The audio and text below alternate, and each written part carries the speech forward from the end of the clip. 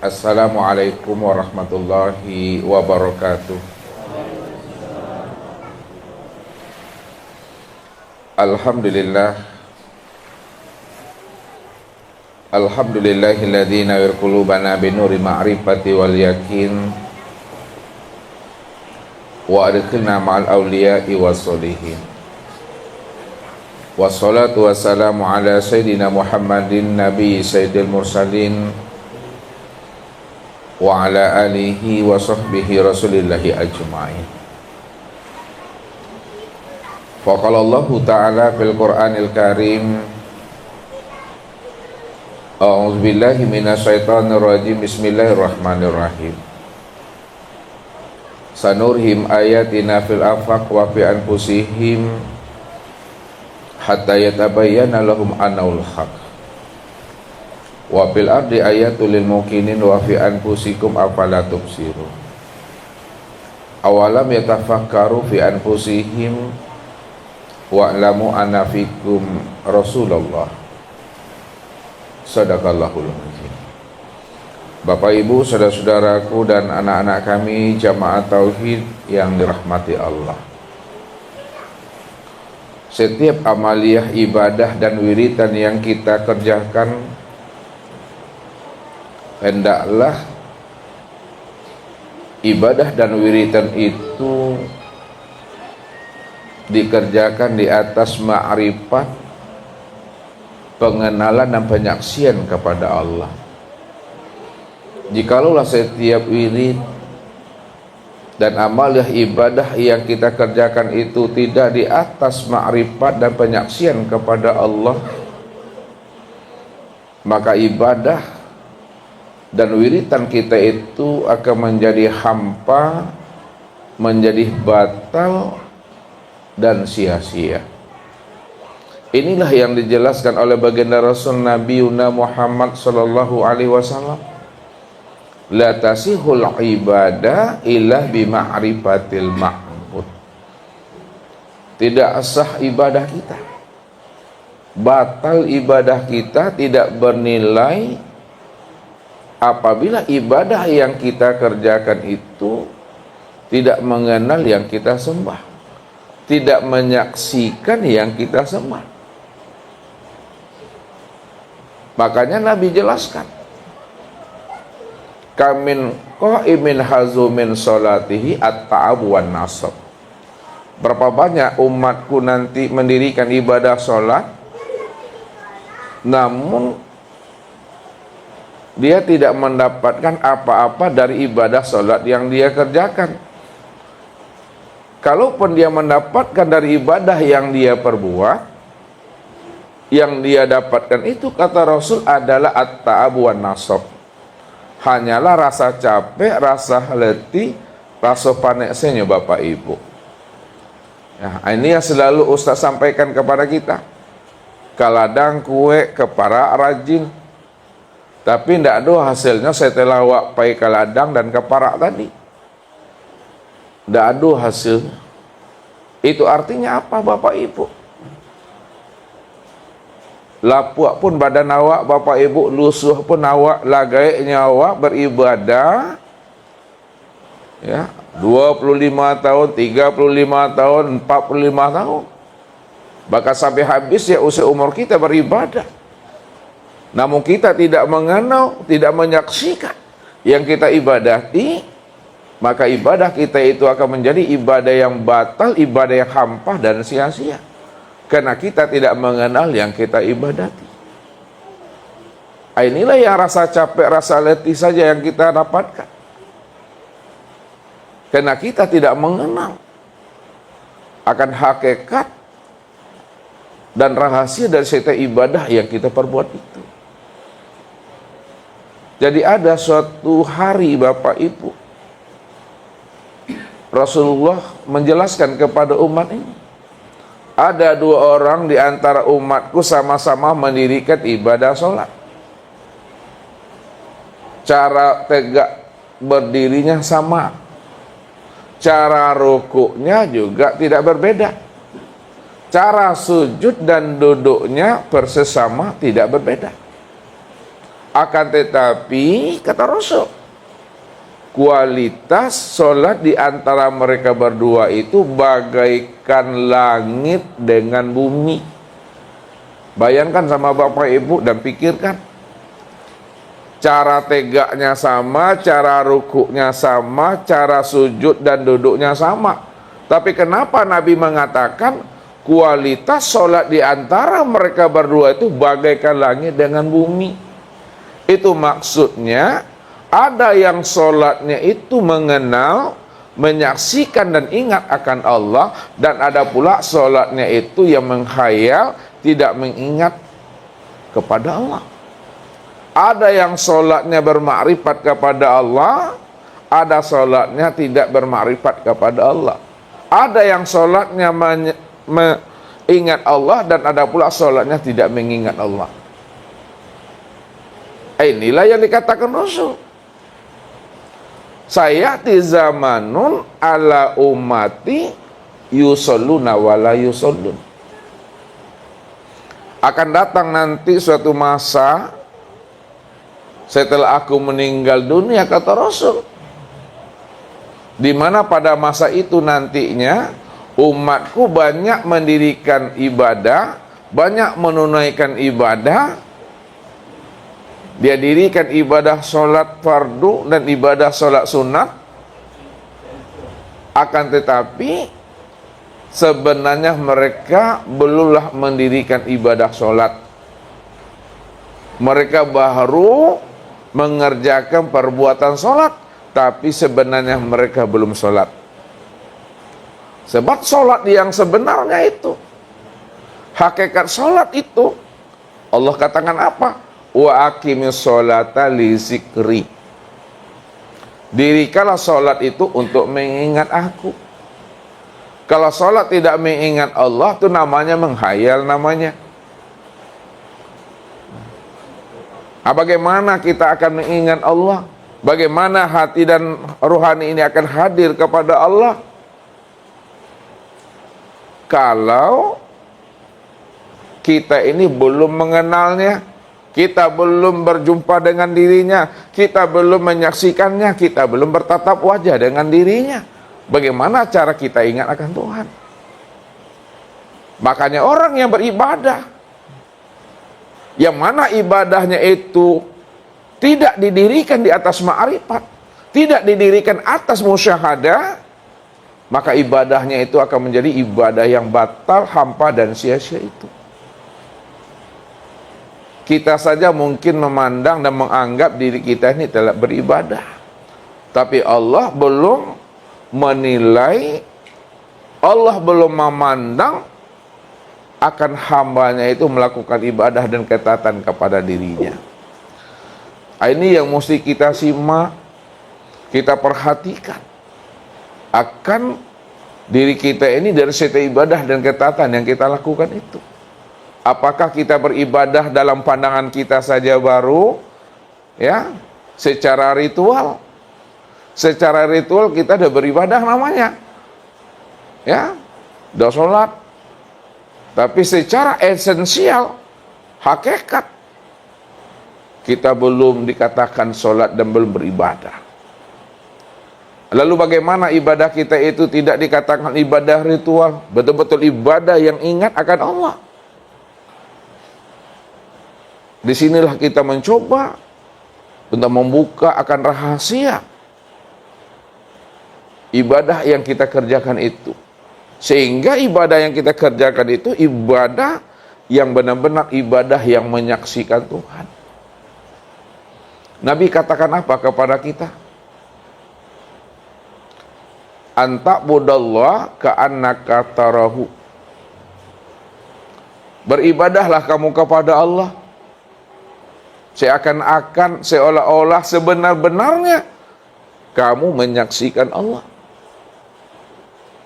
Makanya orang-orang arifin, orang-orang arif billah, ya, seperti Syekh Junaid, ya, Abu Mansur Al-Halad, para sahabat Rasul, Imam Ali mengatakan apa? La na'budu rabbana lam yaro. Kami tidak akan sembah Allah itu, Kami tidak akan beribadah kalau Allah yang kami sembah itu kami belum melihat dan kami belum menyaksikannya. Makanya Allah yang kita sembah itu betul-betul Allah yang nyata.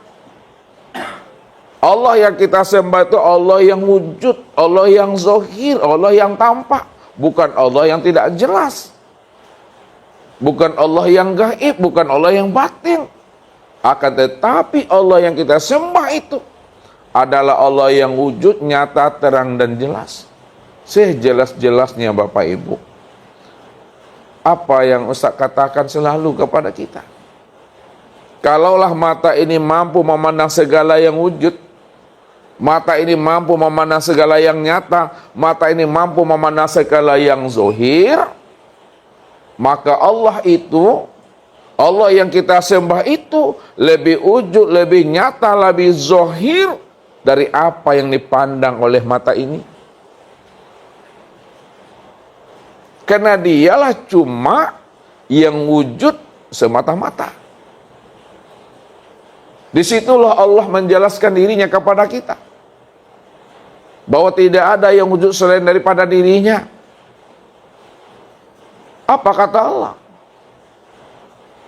Innani anallah la ilaha illa ana.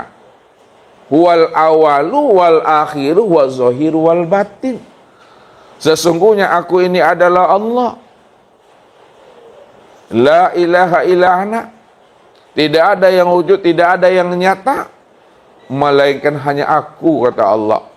Akulah yang awal, akulah yang akhir, aku yang zahir, aku yang batin.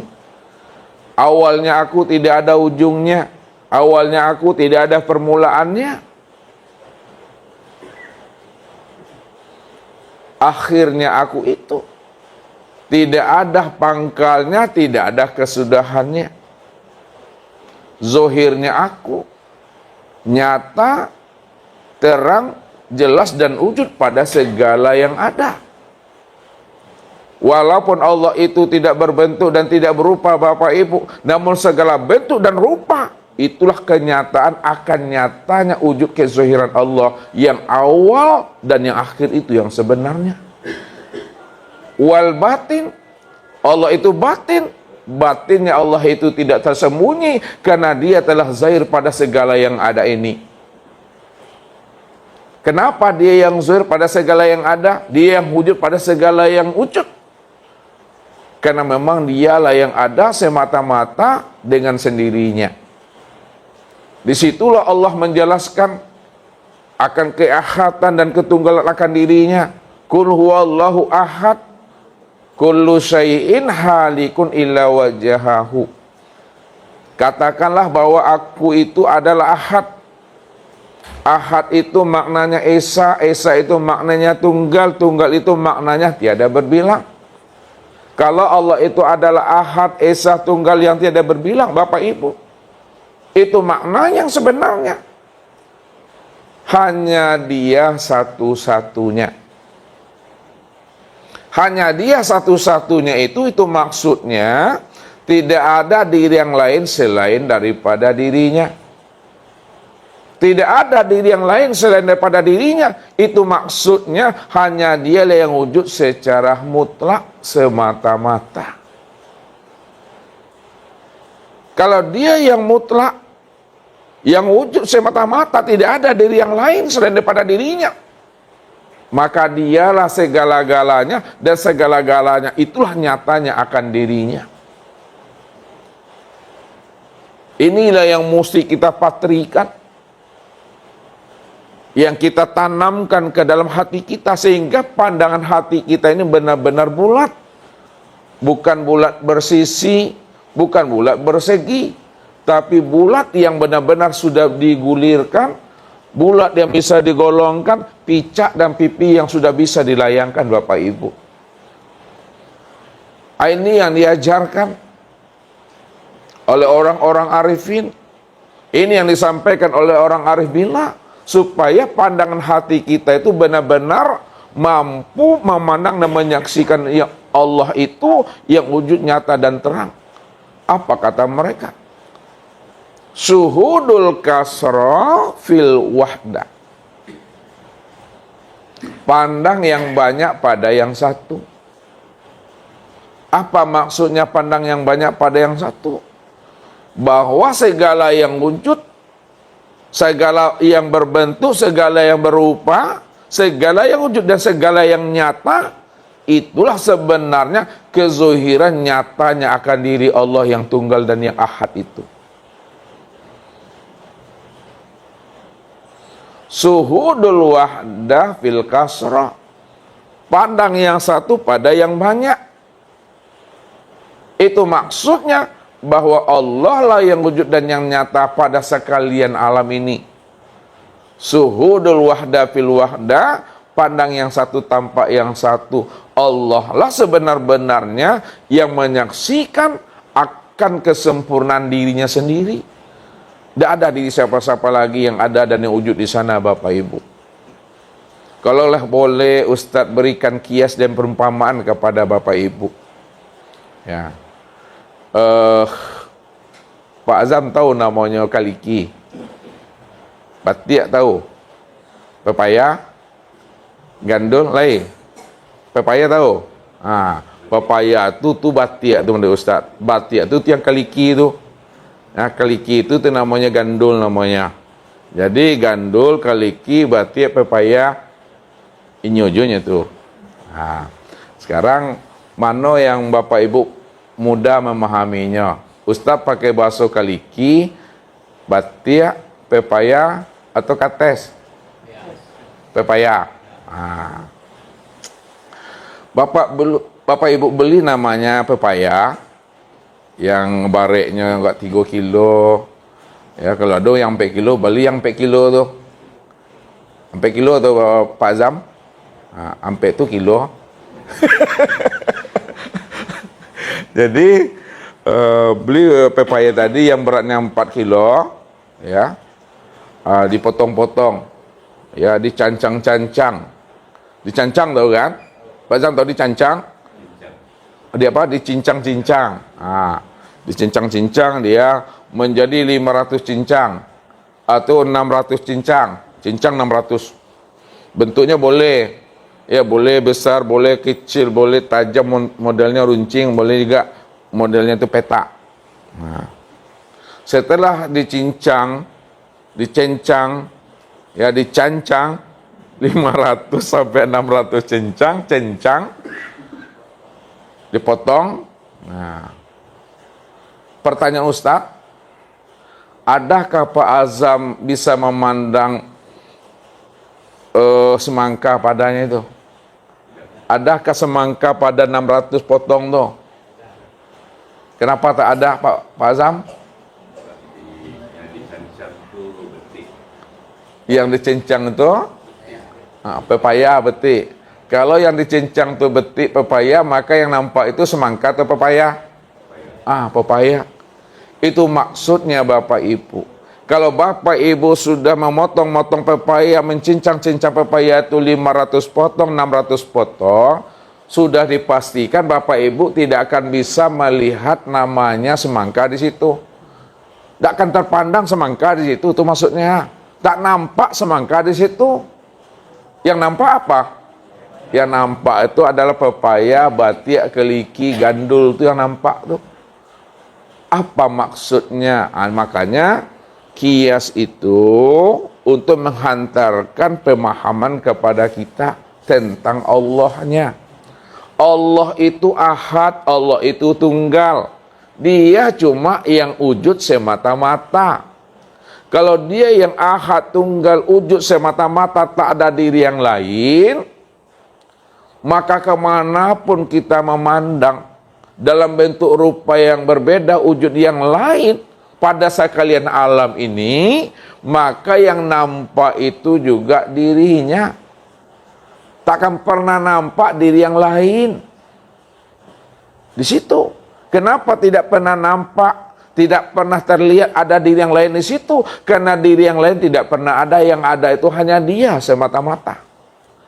Kalau Bapak Ibu memotong pepaya, mencincang pepaya, tentu pepaya lah yang nampak pada 600 potong itu.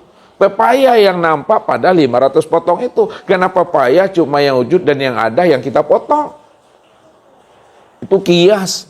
Kalau Allah yang wujud, wujudnya itu ahad, tunggal, dia semata-mata, tidak ada diri yang lain, maka itulah jawabannya, fa aina ma tuwallu fasama wajhullah.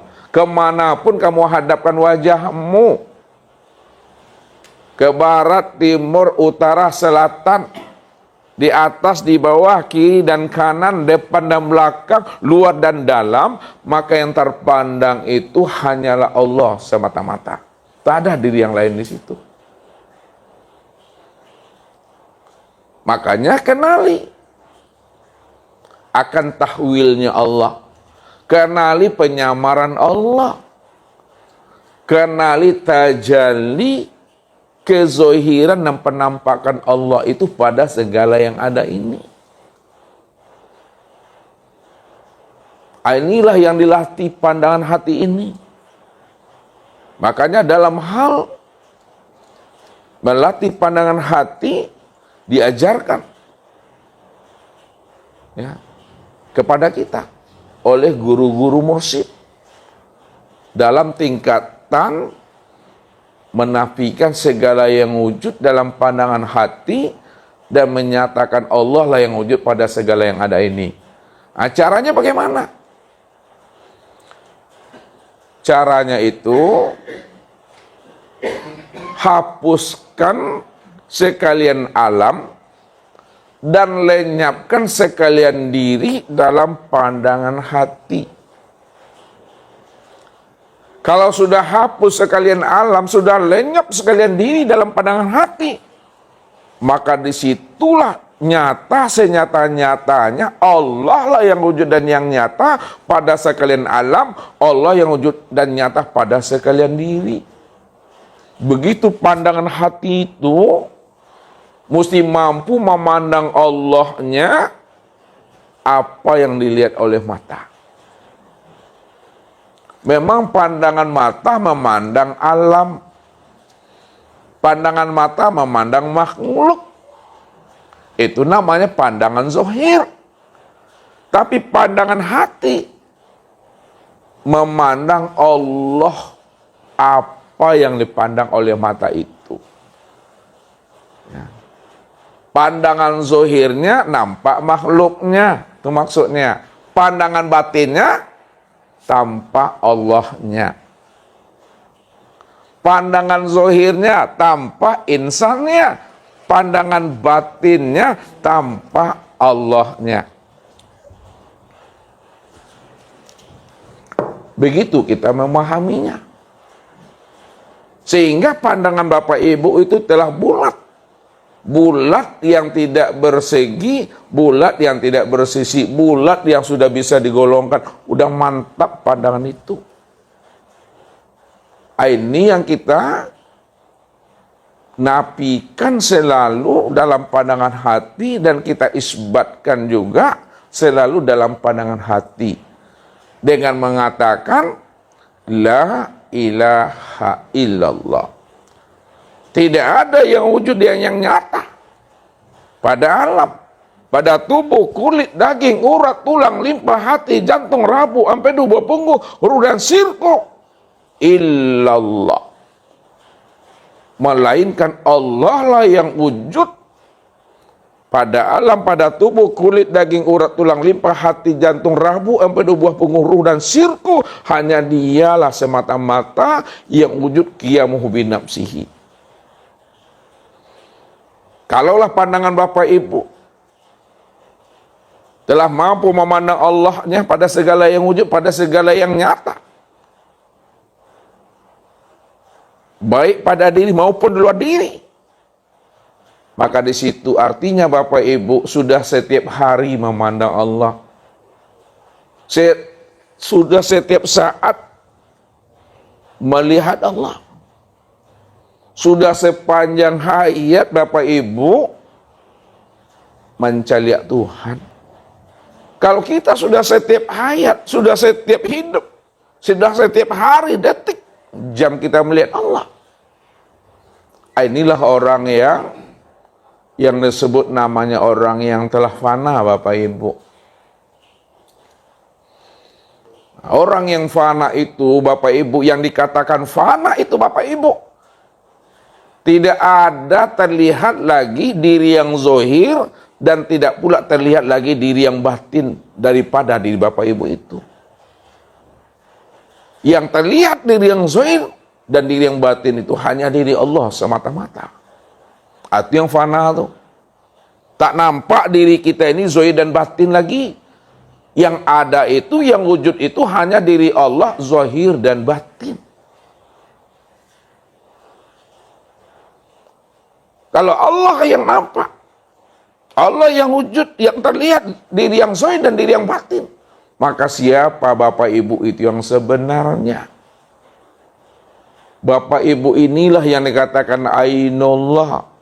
Bapak Ibu inilah yang dikatakan tajaliyatillah. Bapak Ibu inilah yang dikatakan hakikatullah itu. Tiada lain, hanya Dia Bapak Ibu. Ini Allah katakan, al-insanu nafsi wa ana nafsuhu. Insan itu diriku, akulah dirinya insan itu, kata Allah. Rupanya yang mengatakan insan itu bukan Bapak Ibu, yang mengatakan insan itu Allah. Al-insanu siri wa siri sifati wa sifati la ghairi. Insan itu adalah rahasiaku. Rahasiaku itu adalah sifatku. Sifatku itu tiada lain aku, itu kata Allah. Karena aku yang wujud. Aku cuma yang ahad, aku cuma yang esa, aku cuma yang tunggal. Tidak ada di siapa-siapa di situ. Rupanya memandang Allah itu sempurnalah memandang Allah pada diri. Siapa yang sudah sempurna memandang Allah pada dirinya, maka terpandang pula lah Allah di luar dirinya. Inilah yang dikatakan dari Allah, bagi Allah, dan untuk Allah. Disitulah Allah menjelaskan yang terpandang itu pada diri insan itu adalah dirinya. Kenapa? Inna rabbaka ahatta bin nas. Sesungguhnya Allah itu, Rabbmu itu sudah meliputi akan diri setiap insan. Allah itu sudah wujud. Wujudnya itu meliputi diri setiap insan. Kalau Allah itu sudah wujud, wujudnya meliputi diri setiap insan, maka disitulah dikatakan insan itu rahasia Allah. Allah itulah sebenarnya yang dikatakan rahasia. Rahasia daripada insan itu. Makanya siapa yang ingin mengenal, ingin berliqa, ingin bermusyahadah, ingin bertatap wajah dengan Allah, kenalilah rahasia insan. Siapa yang sudah mengenali rahasia insan, disitulah dia bersobok dengan Tuhan itu. Karena Allah itulah sebenarnya yang dikatakan rahasia daripada insan itu yang sebenarnya. Nah, kalau sudah paham kita Bapak Ibu tentang rahasia, bahwa Allah itulah yang dikatakan rahasia insan, maka disitulah Nabi katakan kala lisanahu, keluhlah lidah kita lagi.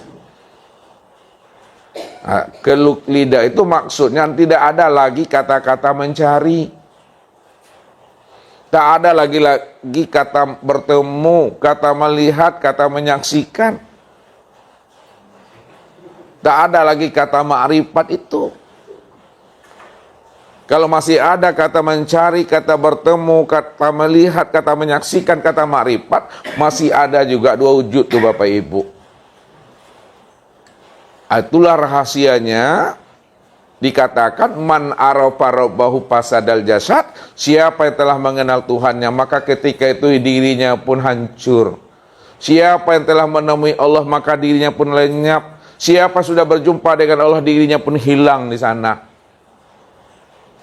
Maksud hati ingin mencari Tuhan. Maksud hati ingin menemui Allah. Tapi setelah Allah bertemu, Setelah Allah kita lihat, maka ketika itu pula lah diri Bapak Ibu itu hilang, lenyap dan sirna Bapak Ibu. Jadi malam ini Bapak Ibu, ya, kita akan menyempurnakan ma'rifat kita itu di dalam hidup ini sebelum habisnya usia umur, sebelum ruh itu melepaskan cangkangnya. Jadi tidak sempurna ma'rifat kita kepada Allah sebelum kita mengenal akan awal mula penciptaan, awal mula kejadian, dan belum sempurna makrifat kita kepada Allah sebelum kita mengenal akan asal usul penciptaan dan kejadian diri ini. Nah, baik Bapak Ibu, ya. Kalau kita ingin sempurna makrifat kita, ingin sempurna musyahadah kita kepada Allah, ya, jalan yang pertamanya kita mesti mengenali awal mula kejadian.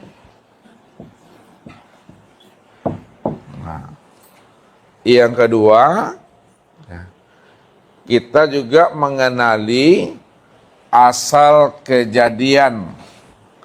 Ini jalannya Bapak Ibu. Kalau kita ingin bermakrifat, kita ingin bermusyahadah dengan Allah, kenali awal mula kejadian, kenali pula asal kejadian. Nah, sekarang Ustaz mau hantarkan dulu ke atas. Sebelum awal mula kejadian, sebelum kita mengenal asal kejadian, siapa yang lebih dahulu awal sebelum adanya yang awal? Siapa yang lebih dahulu ada sebelum adanya segala yang ada? Siapa yang dahulu hidup sebelum adanya kehidupan? Yang lebih dahulu ada sebelum adanya segala yang ada, yang lebih dahulu awal sebelum adanya yang awal, yang lebih dahulu hidup sebelum adanya kehidupan, itulah yang disebut namanya dengan Allah.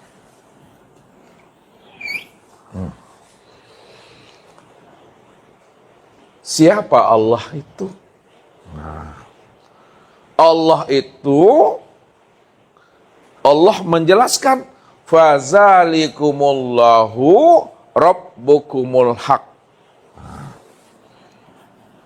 Fazalikumullah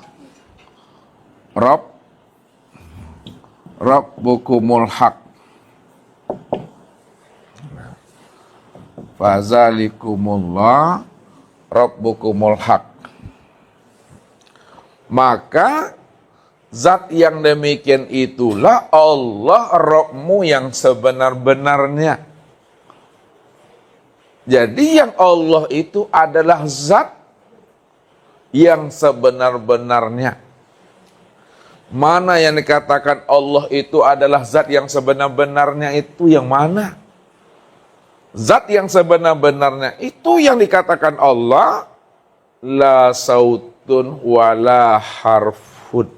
Dia tidak bisa disebut Bapak Ibu, tidak bersuara dan tidak berhuruf. Kalaulah dia itulah sautun wala harfun, tidak bersuara, tidak berhuruf, tidak bisa disebut, berarti yang tidak bersuara, yang tidak disebut itu, hakikat dirinya zat itu adalah kosong. Nah, yang kosong itu yang disebut namanya dirinya. Nah, yang kosong itu yang dirinya, yang nggak bisa disebut, yang nggak bisa dijelaskan, yang nggak bisa diceritakan. Itu yang kosong itu yang dirinya Bapak Ibu. Kalaulah yang kosong itu adalah dirinya, yang tidak bisa disebut, tidak bisa diceritakan, tidak bisa dijelaskan,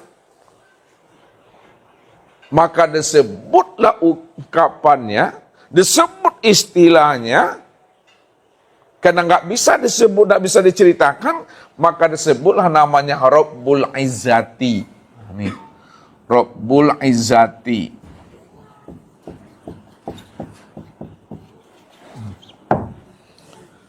atau disebut namanya ghaibul ghuyub, atau disebut juga namanya dengan zatul haq, atau disebut juga namanya zatul bihal, atau disebut juga namanya zatul bahdi, atau disebut juga namanya dengan zatul bukti, atau disebut juga namanya wujud mutlak, atau disebut juga istilahnya dengan wujud hakiki, atau disebut juga namanya wujud muhit, atau disebut juga istilahnya dengan kuni, atau disebut juga istilahnya dengan kuni bil kuni, atau disebut juga istilahnya dengan hu, atau disebut juga namanya dengan batin.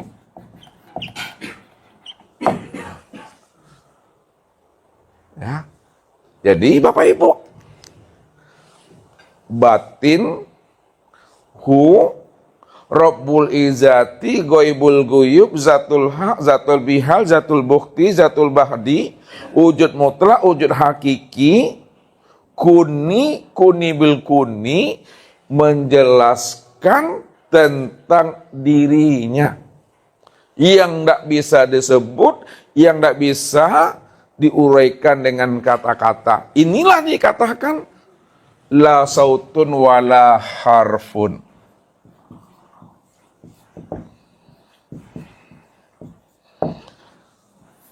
Tidak ada suara dan tidak ada huruf. Karena tidak ada suara dan tidak ada huruf, karena dia kosong, maka diistilahkan juga yang tidak ada huruf dan tidak ada suara itu, yang disebut kosong itu disebut juga dengan istilah la ta'yin. Apa artinya la ta'yin? Belum wujud, belum nyata. Itu yang dirinya. Itulah yang disebut namanya dengan innani. Tahu innani? Aku.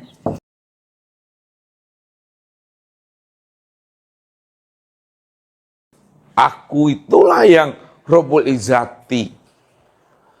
Aku itulah yang berstatus Tuhan. Aku itulah yang bermakom Tuhan. Aku itulah berderajat Tuhan. Namaku Allah. Makanya Allah katakan, innani anallah. Innani anallah. La ilaha illa ana. Sesungguhnya diriku adalah Allah. La ilaha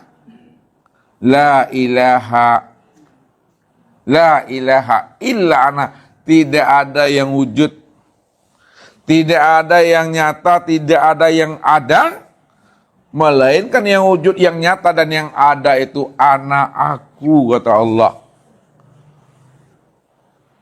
Yang aku itu yang disebut tadi namanya, yang batin, yang hu, yang zatul haq, Rabbul Izzati itu.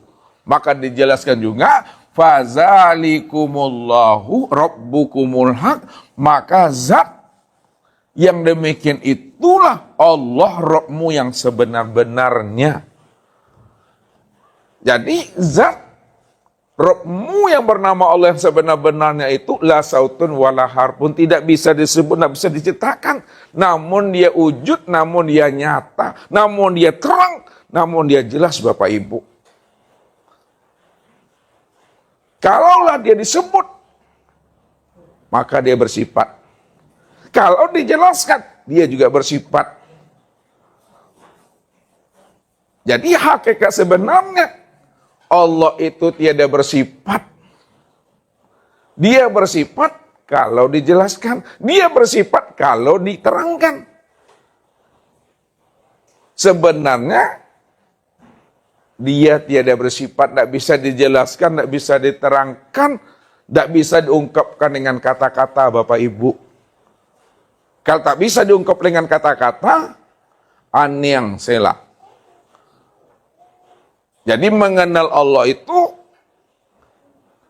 cukup dirasa, diam, dan diimani. Alun diresek latarasu tuh. Tuh. Ya, ibu-ibu makan asam, bapak-bapak aku yang mengerinya mah. Lai tahu tuh, Pak Azam itu maksudnya tuh. Ibu Siti makan asam, Pak Azam mengerinyam, meleleh-leleh pete-pete wah. Wah. Alun diresek latarasu tuh mah.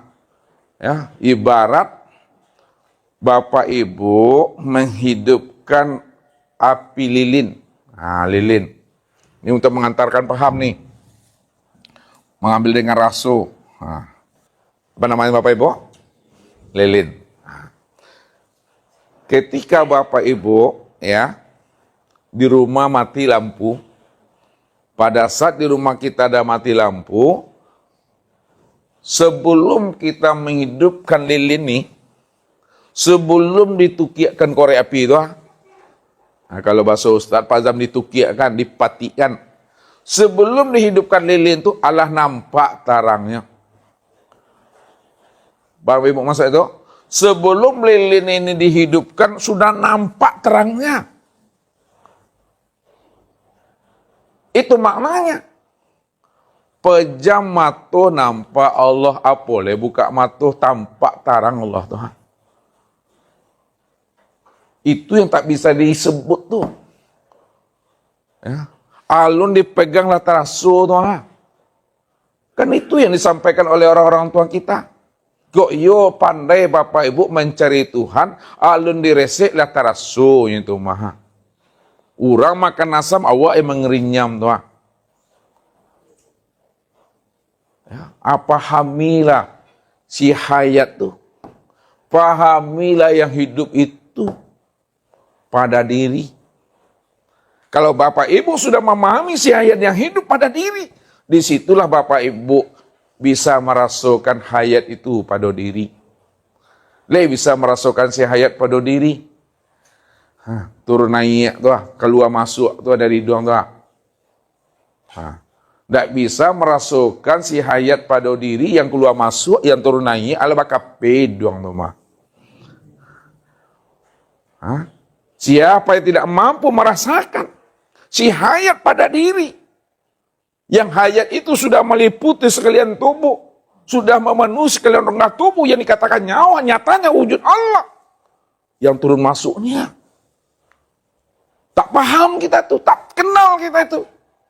Siapa yang keluar masuk, siapa yang turun naik ini, ayolah bakal pidong tuh mah. Pahami itu yang mencari Tuhan itu dengan rasa. Ya. Rasu dibuat naik, paresu dibuat turun. Rasu yang dirasoi asailah. Tilik ke dalam, senter ke dalam, ikrok ke dalam. Itu yang Allah tuh Bapak Ibu. Dia sudah menjadi rahasia akan diri setiap insan. Kalau dia sudah menjadi rahasia diri setiap insan, maka kenalilah insan itu. Siapa yang sudah mengenali insan pada dirinya, maka disitulah dia mengenal aku. Karena akulah yang dikatakan insan itu, al-insanu nafsi wa ana nafsuhu. Dia telah wujud, dia telah nyata. Wujud dan nyatanya dirinya sempurnalah disebut namanya dengan insan itu Bapak Ibu. Namun hakikat diri insan itu yang sebenar-benarnya. Nih, kosong nih ha. Yang kosong tuh. Ini wujud yang kosong namanya. Ini wujudnya. Makanya melihat yang kosong, lihat kepada yang wujud. Yang wujud itulah sebenarnya kenyataan yang kosong. Untuk melihat yang kosong, lihat kepada yang wujud. Yang wujud itulah sebenarnya kenyataan yang kosong. Bahasa dalam Al-Qur'annya, untuk melihat yang batin, lihatnya kemana Bapak Ibu? Untuk melihat yang batin, melihatnya kemana? Melihatnya kepada yang zohir. Apa sebabnya melihat yang batin, melihatnya kepada yang zohir? Untuk melihat yang batin, lihatnya kepada yang zohir, kenapa? Karena yang zohir inilah kenyataan yang baru dipatrikan ke dalam. Itu yang dikatakan rasul dibawa naik, preso dibawa turun. Kalaulah yang batin itu kalaulah melihat yang batin itu memandang yang pada yang zohir, ya, maka yang zohir inilah sebenar-benarnya kenyataan yang batin itu. Kalaulah yang zohir itu kenyataan yang batin, tilik ke dalam lagi, yang zohir inilah sebenar-benarnya yang batin itu. Bukan yang zohir itu yang nyata. Bukan yang zohir itu yang nyata. Yang nyata itu siapa? Yang nyata itu yang batin. Yang batin itu yang nyata. Yang batin itu yang zohir. Bukan yang zohir itu yang nyata. Walaupun zohir itu maknanya nyata. Walaupun zohir itu maknanya terang dan jelas. Walaupun zohir itu maknanya wujud. Sebenarnya yang nyata, terang, jelas dan wujud itu adalah si batin. Disitulah dikatakan Allah itu batin, tiada tersembunyi, karena dia telah nyata senyata-nyatanya pada sekalian alam ini. Sekalian alam inilah kenyataan akan dirinya yang batin itu. Jadi jangan disebut juga Allah itu batin juga lagi. Jangan dikatakan Allah itu gaib juga lagi. Siapa yang mengatakan Allah batin, siapa yang mengatakan Allah itu gaib juga, apa namanya itu, Bu? Itu butuh sangi namanya. Kain lah jadi baju, ndak jo nampak kain tu pada baju, hati butuh sangi. Kopia lah batonggo di hati kepala, kau dicari jo kopia, hati butuh sangi. Kaki lah dilangkakan, kok ndak jo nampak kaki itu, dicari jo kaki itu, hati butuh sangi. Aku dah wujud, aku sudah nyata, kata Allah. Kalau Allah sudah wujud, Allah sudah nyata pada sekalian alam dan sempurna pada dirimu. Kenapa kamu tak mampu juga memandang dan menyaksikan aku yang wujud pada alam, sempurna pada dirimu? Maka siapa yang tidak bisa melihat aku, yang sudah wujud pada alam dan sempurna pada dirinya? Apa namanya Pak Azam? Putusannya. Sekarang kita turun ke bawah. Bagaimana dia dikenal?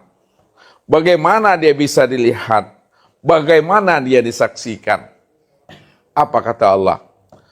Kuntu kanzan mahfiyan wa ahbabtu an wa'rafa wa khalaqtul khalqa liya'rifani. Aku ini adalah perbendaharaan yang tersembunyi.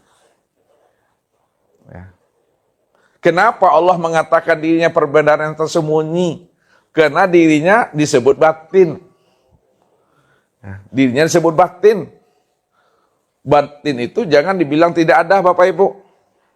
Ada tapi belum bisa dikenal. Ya. Ada belum bisa dikenal. Aku ini adalah perbendaharaan yang tersembunyi. Wa ahbabtu an wa'rafa. Lalu aku ingin dikenal. Ya, aku ingin dilihat, aku ingin disaksikan. Karena aku ingin dikenal, dilihat dan disaksikan, wa khalaqtul khalqa liya'rifani. Maka aku ciptakan sesuatu. Ini dengan bahasa syariat. Aku jadikan sesuatu yang mana sesuatu yang aku ciptakan itu adalah terbit dari diriku sendiri.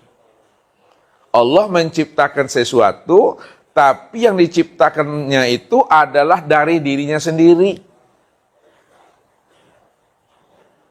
Liya'rifani. Supaya yang aku ciptakan itu, dia mengenal aku, Dia bisa menyaksikan akulah sebenarnya yang wujud itu pada dirinya. Mana yang diciptakan Allah dari dirinya, supaya yang diciptakan Allah dari dirinya itu, dia bisa mengenalnya, dia bisa menyaksikan Allah. Allah lah sebenarnya yang wujud dan nyata, yang sebenar-benarnya. Yang diciptakan, yang dijadikan Allah dari dirinya sendiri, inilah yang disebut namanya dengan nur, Bapak Ibu. Nur. Nur itulah awal kejadian. Nur itulah awal penciptaan. Kalaulah nur itu awal kejadian, awal penciptaan, maka nur ini pula lah tempat memandang akan diri Allah. Nur itulah tempat melihat akan diri Allah. Dengan nur itulah kita bisa mengenal Allah. Kalaulah dengan nur itu tempat kita mengenal Allah, dengan nur itu kita memandang Allah, dengan nur itu kita menyaksikan Allah, maka siapa nur itu yang sebenarnya? Lihat, nur ini yang sebenarnya, ini yang disebut namanya wujudullah. Nur ini yang sebenarnya disebut ainullah. Nur inilah sebenarnya disebut hakikatullah. Nur inilah yang sebenarnya disebut namanya mir'atillah. Nur inilah sebenarnya disebut namanya abdillah.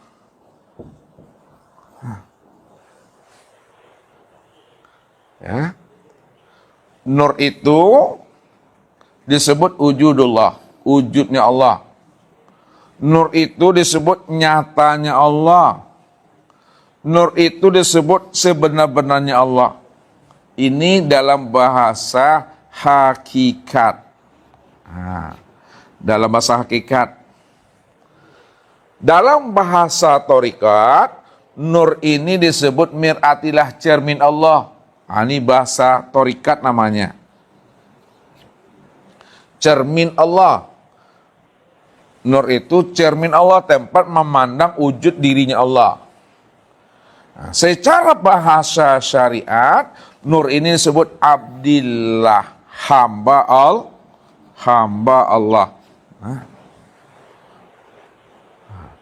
Sedangkan nur itu dengan bahasa ma'rifat, ini bahasa ma'rifat, itu tiada lain adalah Allah. Tiada lain adalah Allah, itu sebenar-benarnya secara ma'rifat adalah Allah. Itu dia. Maka yang batin itu telah zohir. Yang batin itu telah nyata, yang batin itu telah wujud. Kalau yang batin itu telah wujud, telah nyata, telah zohir, zohirnya berupa nur, maka nur itulah sebenarnya tempat memandang dan menyaksikan Allah itu. Itu maksudnya Bapak Ibu. Siapa yang sudah melihat nur, sudah melihat Allah tuh. Siapa yang sudah menyaksikan nur, sudah menyaksikan Allah tuh. Siapa yang sudah mengenal nur, sudah mengenal Allah itu. Ini yang dijelaskan oleh Nabi. Ketika Rasulullah itu ditanya Bapak Ibu, ya Rasul, bagaimana Allah yang engkau lihat itu ya Rasul ketika engkau mi'raj? Apa jawaban Rasulullah? Ra'aitullah nuran. Ra'aitullah nur. Aku melihat Allah tuh nur.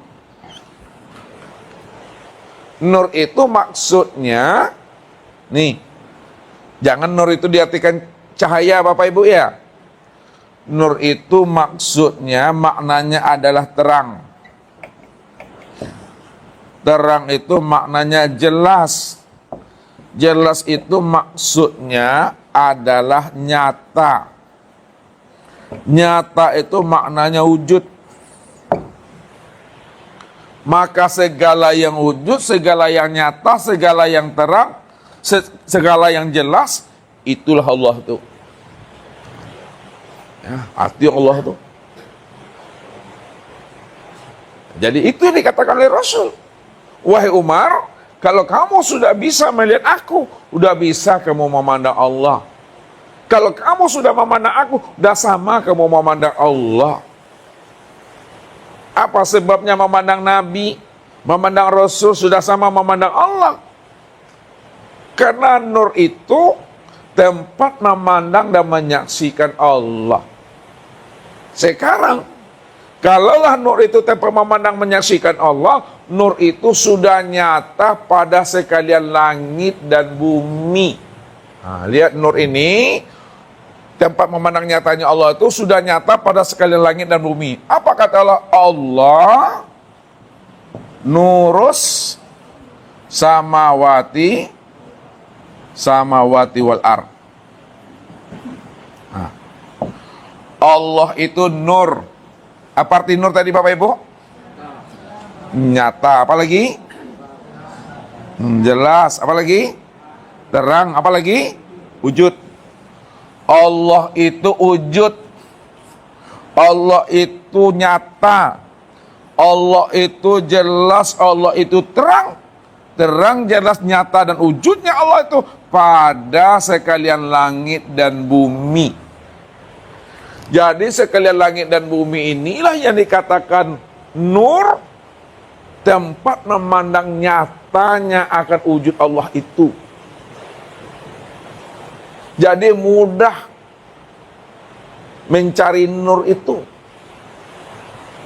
Kenapa mudah mencari nur? Karena nur itu sudah menjadi sekalian langit dan bumi.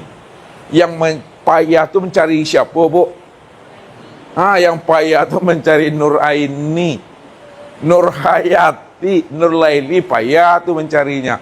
Tapi untuk mencari nur, memandang nyatanya akan wujud Allah, mudah. Segala yang wujud itu nur tuh. Segala yang nyata itu nur tuh. Segala yang jelas dan terang itu adalah nur. Sudah menjadi langit dan bumi dalam bentuk rupa berbeda wujud yang lain. Tolong memahaminya. Ya, ada apa Bapak Ibu nur? Sekarang, kenapa nur ini disebut namanya nur ilahi? Dan kenapa pula nur itu disebut namanya Nur Muhammad? Nah, di mana duduk pahamnya nur ilahi, di mana pula duduk pahamnya Nur Muhammad? Kita lihat Bapak Ibu.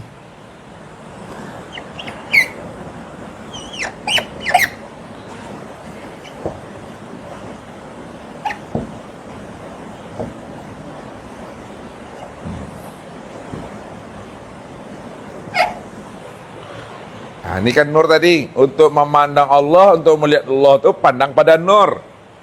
Sekarang nur itu sudah nyata pada langit dan bumi. Ya, sekalian langit dan bumi itu itulah nur, tempat memandang nyatanya akan wujud diri Allah. Yang kedua Bapak Ibu, kapan nur itu disebut nur ilahi? Kapan nur itu disebut namanya Nur Muhammad? Atau kenapa nur itu disebut nur ilahi? Kenapa pula nur itu disebut namanya Nur Muhammad? Ini mesti paham. Lihat. Nur ini disebut namanya nur ilahi karena nur ini asalnya daripada diri Tuhan itu sendiri. Terus saya ulang lagi. Kenapa nur itu disebut nur ilahi? Karena nur ini berasal daripada diri Tuhan itu sendiri. Berasal dari dirinya sendiri. Makanya disebut nur ilahi, nur Tuhan. Karena asalnya daripada Tuhan. Yang kedua, kenapa nur itu disebut namanya Nur Muhammad? Karena nur itu tempat memandang nyatanya wujud Allah. Nur ini tempat memandang wujud Tuhan, maka disebut namanya Nur Muhammad. Jadi disebut Nur Muhammad karena nur itu tempat memandang akan wujudnya Allah. Mana yang Nur Muhammad itu? Nur Muhammad itu yang mana, Ibu? Kenapa nur itu disebut nur ilahi? Karena nur ini berasal daripada diri Tuhan itu sendiri. Berasal dari dirinya sendiri. Nah, makanya disebut nur ilahi, nur Tuhan. Karena asalnya daripada Tuhan. Yang kedua, kenapa nur itu disebut namanya Nur Muhammad? Karena nur itu tempat memandang nyatanya wujud Allah, nur ini tempat memandang wujud Tuhan, maka disebut namanya Nur Muhammad. Nah, jadi disebut Nur Muhammad karena nur itu tempat memandang akan wujudnya Allah. Mana yang Nur Muhammad itu? Nur Muhammad itu yang mana, Ibu? Itu dia, Nur Muhammad ini sudah nyata pada sekalian langit dan bumi. Sudah nyata pada sekalian alam. Sekalian alam, langit dan bumi. Dalam bentuk wujud yang berbeda. Rupa yang berbagai-bagai. Nama yang bermacam-macam. Itu Nur Muhammad tuh. Akan tetapi kesempurnaan Nur Muhammad yang nyata pada sekalian alam, sempurnalah Nur Muhammad itu memandangnya kepada insannya. Insan. Insan itu siapa namanya? Daniel namanya. Jadi memandang Allah itu pada insan yang bernama Daniel. Apakah Daniel saja? Tidak. Jadi kepada siapa? Kepada semuanya insan. Tuh. Insan itu bernama macam-macam. Abdul namanya, Pak Azam namanya, Pak Andre namanya. Itu insan tuh. Maka Daniel, Pak Andre, Pak Azam, itulah nyatanya memandang sempurnanya akan wujud Allah itu, Bapak Ibu. Itu rahasianya. Yang kedua dan terakhir. Yang kedua dan terakhir nih. Setelah Bapak Ibu sudah bisa mengenal Allah, sudah bisa menyaksikan Allah melalui nur, awal mula penciptaan, awal mula kejadian. Yang kedua dan yang terakhir, kenalilah asal kejadian diri itu. Bagaimana cara memahami asal kejadian diri supaya terpandang juga di situ Allahnya? Lihat. Asal kejadian diri. Bahasa yang paling ringkas, paling mudah, paling simpel untuk mengenal asal usul kejadian diri. Sesungguhnya Bapak Ibu, tubuh kita ini yang baurek, badagi, yang batulang tuh asalnya daripada tanah. Ya. Inna khalaqnakum min turab. Aku jadikan dirimu yang bermata, bertelinga, berhidung, bermulut itu dari tanah. Ini asalnya. Tanah itu berasal daripada air. Air itu berasal daripada angin. Angin itu berasal daripada api. Api itu berasal daripada a'yan sabita. A'yan sabita itu asalnya adalah dari nur. Ini kesini perginya, nur. Awal mula kejadian itu nur. Ya. Tubuh kita ini, seulang lagi, berasal daripada tanah, tanah berasal daripada air, air berasal daripada angin, angin berasal daripada api, api berasal daripada a'yan sabita. A'yan sabita asalnya dari awal mula kejadian, yaitu adalah nur. Kesimpulannya, kalaulah tubuh berasal daripada tanah, berasal daripada air, berasal daripada angin dan api, dan a'yan sabita yang sebut namanya nur, maka disebutlah diri Bapak Ibu ini yang kasar nih, disebut namanya dengan Nur Muhammad. Nur Muhammad namanya Bapak Ibu. Nah, yang kedua, diri kita yang halus. Nah, ini lihat, ruh. Tadi kan tubuh, sekarang ruh. Nah, ruh itu juga asalnya dari awal mula kejadian, itu adalah nur. Kalaulah ruh dan tubuh kita asalnya dari awal mula kejadian yang disebut namanya nur, maka disebutlah tubuh dan ruh ini disebut namanya Nur Muhammad, zahir batin.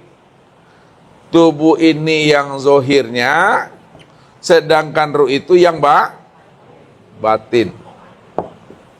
Yang zahir asalnya dari mana? Yang zahir asalnya dari mana tadi? Tubuh yang zahir asalnya dari mana? Daripada nur, awal mula kejadian. Sedangkan diri yang batin asalnya juga dari nur, awal mula kejadian. Disitulah dikatakan, ana minallah wal mu'minuna minni. Ana minallah wal alam minni. Aku, kata Nur, aku langsung daripada zat Allah, sedangkan alam dan dirimu berasal daripada aku. Nah, alam dirimu berasal daripada aku. Itu yang Nur tuh. Makanya diri Bapak Ibu zahir batin disebut namanya siapa? Nur Muhammad. Nah, Nur Muhammad tuh. Pertanyaannya, nah ini balik lagi ke atas nih. Kalaulah diri Bapak Ibu zahir dan batin disebut namanya Nur Muhammad atau Muhammad, siapa rahasia Muhammad ini atau Nur Muhammad ini? Siapa rahasia Nur Muhammad atau Nur Muhammad ini? Itu tiada lain adalah Allah itu.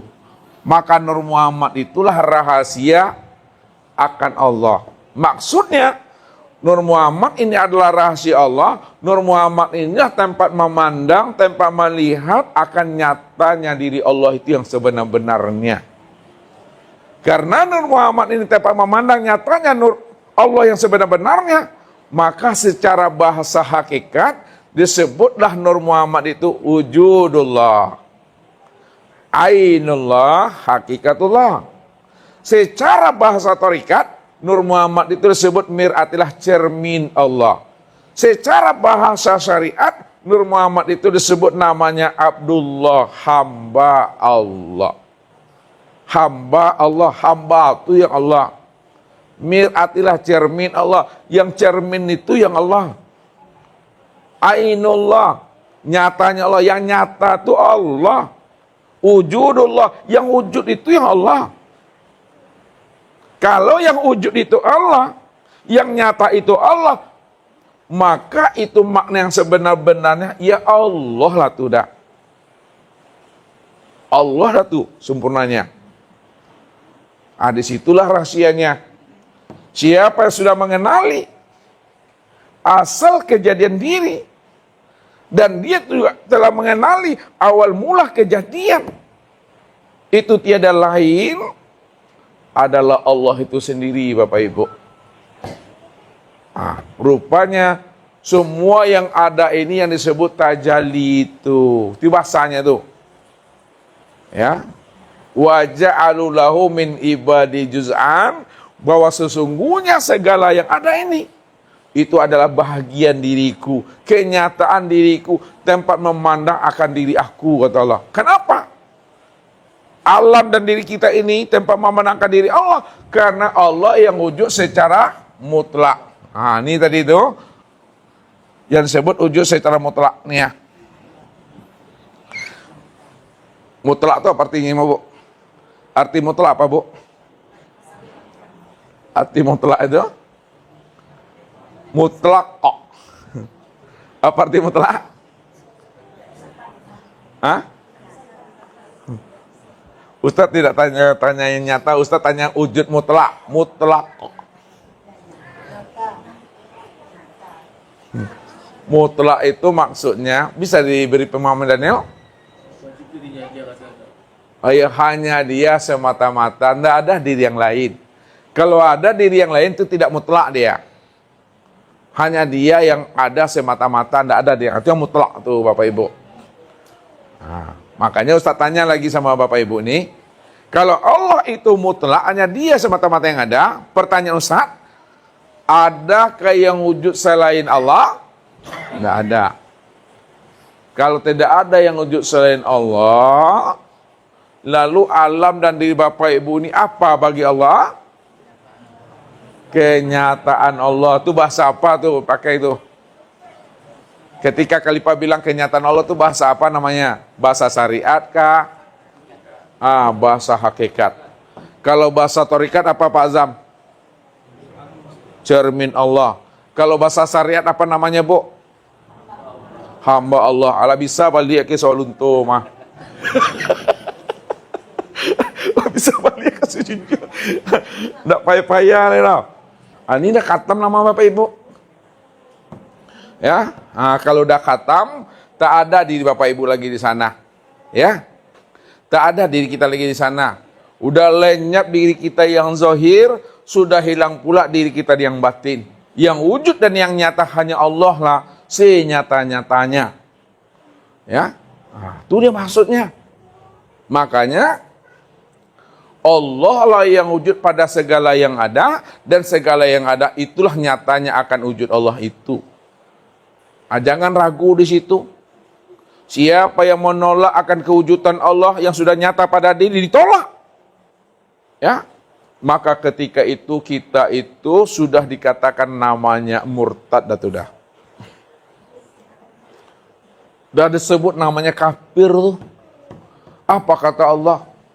Ulaikal ladzina kafaru bi ayati rabbihim wa liqaihi fahabitat a'maluhum fala nuqimu lahu yaumal qiyamatil wazna. Siapa yang menolak akan wujud nyatanya aku? Siapa yang kafir, nak mau dia menerima aku ini sudah wujud, aku sudah nyata pada dirinya kata Allah. Dan dia tolak akan nyatanya aku. Tak bisa dia melihat aku pada dirinya, ditolak itu. Fahabitat a'maluhum. Maka seluruh amal ibadah yang dilakukan puluhan tahun, walaupun batang tubuh ini hancur, lapuk, dia usang, maka menjadi amal ibadah yang hampa, ibadah yang sia-sia. Itu namanya bahasa awak Pak Azam, takicua di nantarang namanya. Tak kicua nan galok biasa itu Pak Azam. Tapi kalau tak kicua dengan tarang sakit bananya hati. Karam di tengah lautan biasa itu Pak Azam. Tapi kalau karam di tepi lautan bedonya Wak. Itu mesti dipahami. Ya. Supaya kita ini benar-benar bertuhan itu betul-betul Tuhan yang sudah nyata pada diri. Sehingga tidak ada kata-kata bertuhan lagi. Kalau masih bertuhan, tanda belum sampai kepada Tuhan tuh. Masih bertuhan juga baru tuh. Padahal dirinya cuma yang ada. Kalau Bapak Ibu bertuhan ada dua wujud tuh. Kita satu, Allah satu tuh. Bertuhan. Ada dua wujud, kita satu, Allah satu tuh. Jangan bertuhan lagi. Apa lagi namanya? Yang sempurnanya apa? Bertuhan. Ini lihat. Kalau bahasa Minangnya batuhan. Ini bahasa Minang. Kalau dibuat bahasa Indonesia agak lucu bunyinya. Ya kan? Lah jale itu cerano, cerana. Kalau bahasa Minang, sabi Minang cerano. Kalau cerana, panik aku. Nah. Jadi dibilang batuhan. Apa lagi? Jo Tuhan. Apa lagi? Dengan Tuhan. Apa lagi? Tuhan. Kalau Bapak Ibu adalah sampai pemahamannya kepada pengenalan yang sempurna zahir dan batin tentang Tuhan. Pertanyaan Ustadz, apakah Bapak Ibu duduknya bertuhan, jo Tuhan, dengan Tuhan atau Tuhan? Tuhan selesai. Kalau bertuhan dua wujudnya tuh. Kalau jo Tuhan, dua wujudnya tuh. Kalau dengan Tuhan, dua wujudnya Tuhan. Nah, itu tuh. Sama dengan Bismillah. Nah, lihat Bismillahirrahmanirrahim. Apa terjemahnya tuh Bismillah? Ah, dengan nama Allah. Nah, kalau dengan nama sama tuh mah jo Tuhan dengan Tuhan. Ah, kini naikkan pemahaman maknanya, bukan dengan nama tapi dengan Allah. Itu masih jo Tuhannya baru tuh mah. Ya kan? Mantapkan sekali lagi, tukiakan ke dalam, tapikan bahasanya kata Ustaz Fazam, tapikan, dilayukkan. Apa namanya lah? Allah. Bukan dengan nama Allah, bukan dengan Allah, tapi Allah. Allah yang mana? Yang Rahman dan Rahim. Maka inilah yang wujud Bismillah tuh. Ini yang wujud Bismillahnya, Bapak Ibu, ini yang wujud Bismillah. Makanya maknanya ba ini maknanya basir. Nah, lihat. Sin ini maknanya samia. Mim ini maknanya mutakallim. Nah, siapa si basir? Siapa si samia? Siapa mustaqalim? Si samia, si mutakallim, si basir itu Allah yang mana? Rahman dan itu mengaji mesti tuntas. Kau jangan mengaji sampai 20 lah bertahun-tahun lah katam lah berapa kali nak juga bersubuk dengan Tuhan Tuhan. Asyik badenang-badendang si tarui. Balik buku, kitab nak juga bersubuk Tuhan Tuhan. Jadi kalau ingin mencari dan menemui Allah tu, cari dan temuilah pada kitab nafsiyah.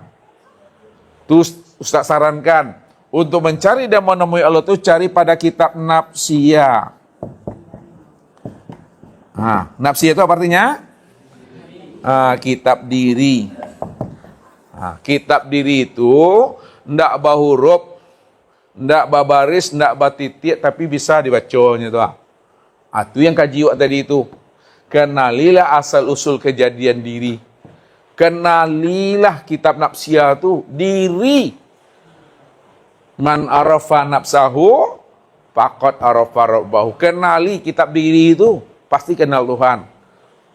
Makanya Nabi katakan apa? Man tolabal maula bi ghairi nafsin faqad dolalan ba'ida. Barang siapa ingin mencari dan menemui Allah, keluar daripada dirinya, tak mau dia membaca kitab nafsiyahnya, faqad dolalan ba'ida, maka sungguh dia telah berada pada kesesatan yang sangat jauh, Bapak Ibu. Jadi mencarinya di kitab nafsiyah itu yang sebenarnya, supaya bersobok dengan Allah. Jadi Allah yang kita cari selama ini itu tiada lain adalah diri sendiri. Diri sendiri inilah nyatanya diri Allah. Itu dia. Itulah rahasianya disampaikan orang tua kita. Allah itu batin namun dia tiada tersembunyi. Kenapa? Dia sudah nyata dan terang pada segala yang ada. Segala yang ada itulah wujud yang batin itu. Batinlah itu yang sebenar-benarnya itu. Mungkin itu Bapak Ibu lah panik aku. Ya bisa sampaikan. Mudah-mudahan kita semua diberikan oleh pemahaman dan anugerah untuk kita bisa bermakrifat kepadanya. Billahi taufiq wal hidayah. Wassalamualaikum warahmatullahi wabarakatuh.